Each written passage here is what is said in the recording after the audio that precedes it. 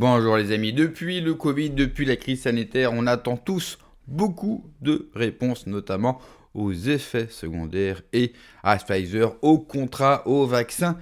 Et nous avons appris une chose extrêmement importante, des révélations au plein cœur du Parlement européen. C'est Florent Philippot qui va nous en parler aujourd'hui. Mais juste avant, n'oubliez pas, comme d'habitude, de vous abonner, le pouce, le commentaire, le partage, le boost de la vidéo. Merci aux donateurs, à tous ceux qui soutiennent mon travail, que ce soit sur Tipeee ou sur Patreon. On regarde l'extrait et on en parle juste après. Le choc.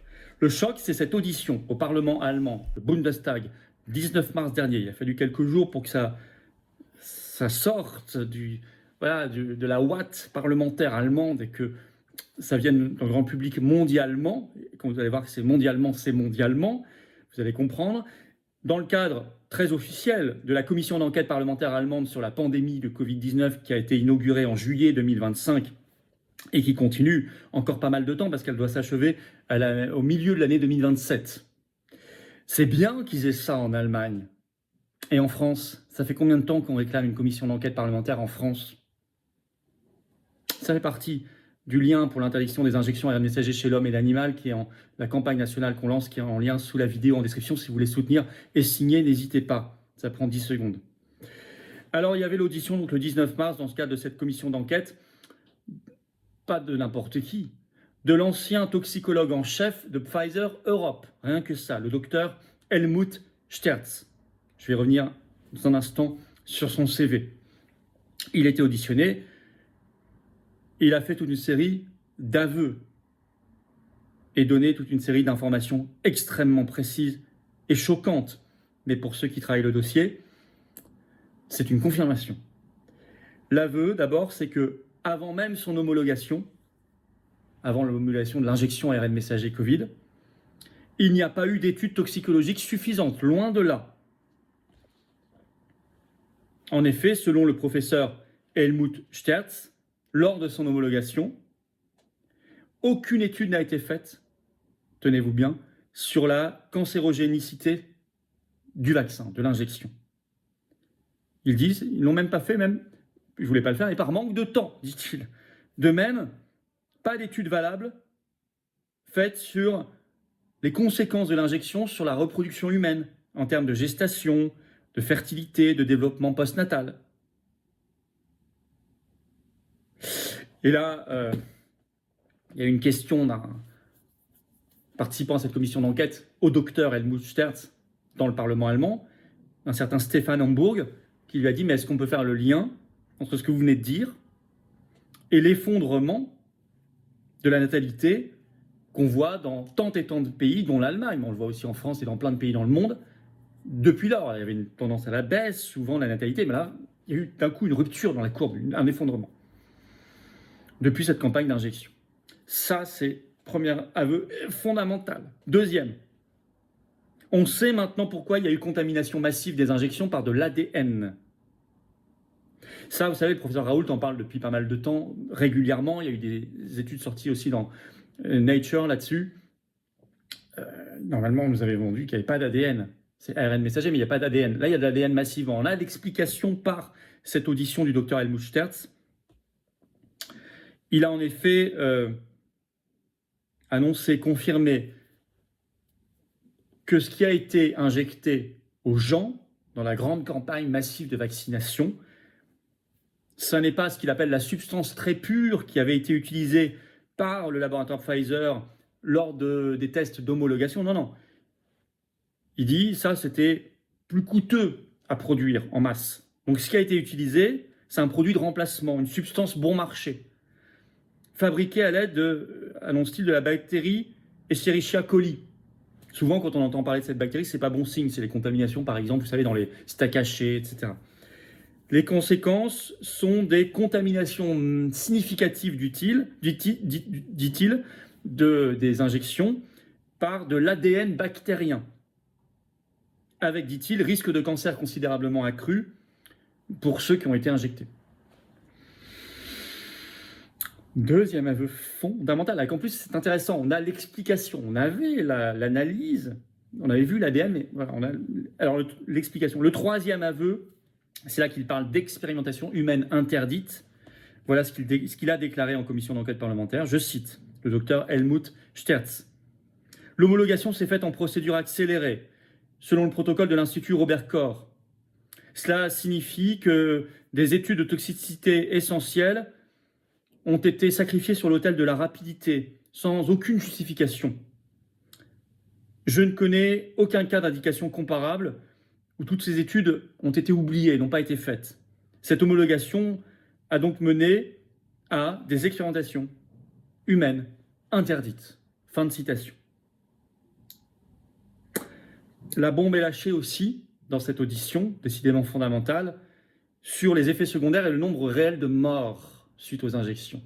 Je cite. Le rapport après la commercialisation par Pfizer a fait état, dit-il, de plus de 1200 décès suspects en seulement 2 mois après l'homologation. Rien qu'en Allemagne. Dit-il, alors il aurait fallu retirer ce produit du marché. Et selon ses propres informations, il précise ceci. Je cite le docteur Helmut Sterz, toujours en commission d'enquête parlementaire.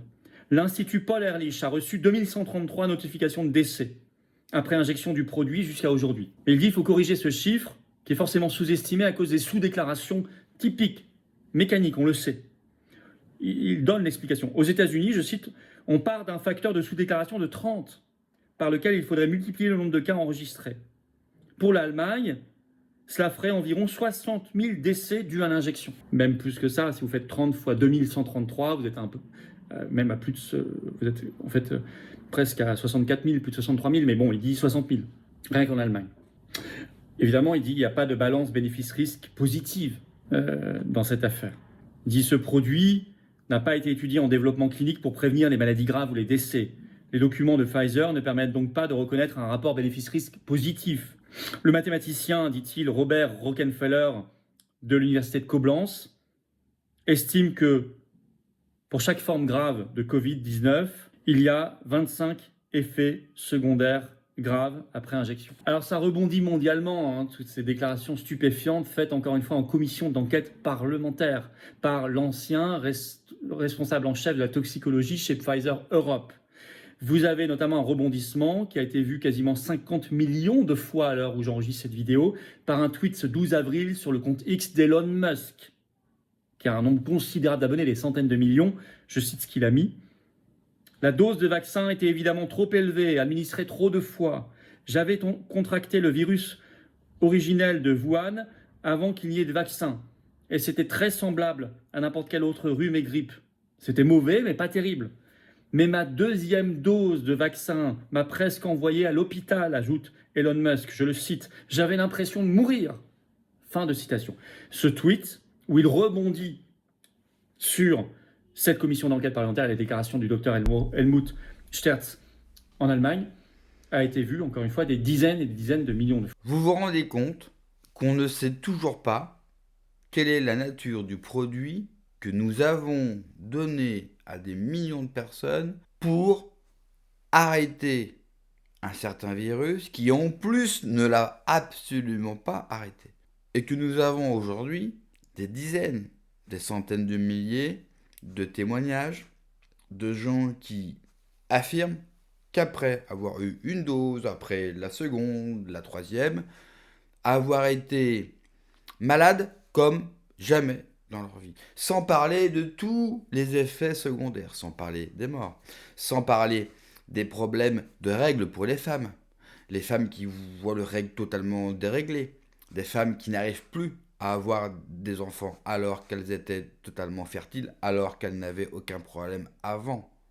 On ne sait absolument rien sur cette expérimentation. J'ose dire le terme. Ils ont fait un test à échelle mondiale sur quasiment toutes les populations du monde, avec, comme par hasard et comme toujours, les mêmes mesures, mais c'est le hasard, les mêmes mesures prises dans le monde quasiment en même temps, avec les mêmes outils de communication pour vendre cela aux gens.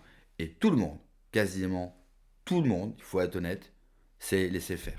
Il y a eu peu de résistants, et même dans ceux qui râlent aujourd'hui, ont au moins pris une dose. Mais je n'ai pas envie de jeter la pierre aux gens. Moi, je connais des gens intimement, hein, des gens qui me sont extrêmement proches, qui ont dû le faire parce que sinon, ils perdaient leur travail. Et dans une économie capitaliste, si vous perdez votre travail, vous ne pouvez plus payer votre loyer, vous ne pouvez plus payer votre crédit, et vous savez comment cela se termine.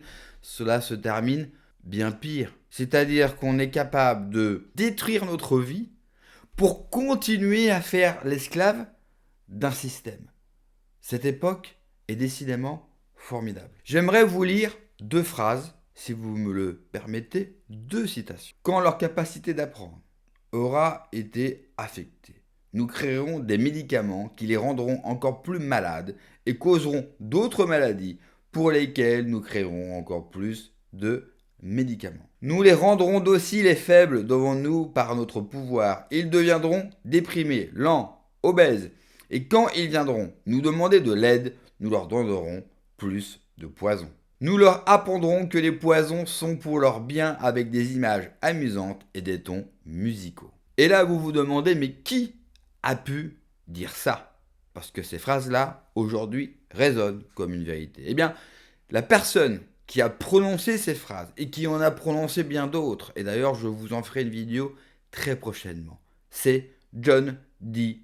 Rockefeller. Celui qui a créé l'empire Rockefeller, c'est-à-dire que ces citations, et je n'ai cité que 3, ont plus d'une centaine d'années et ils avaient déjà tout prévu. C'est-à-dire qu'ils avaient déjà prévu, bien sûr, la docilité des peuples et ils ont pu malheureusement l'attester avec la crise sanitaire. Merci d'avoir regardé la vidéo les amis, n'oubliez pas comme d'habitude de vous abonner, le pouce, le commentaire, le partage, le boost de la vidéo. Prenez soin de vous, que Dieu vous protège, allez ciao.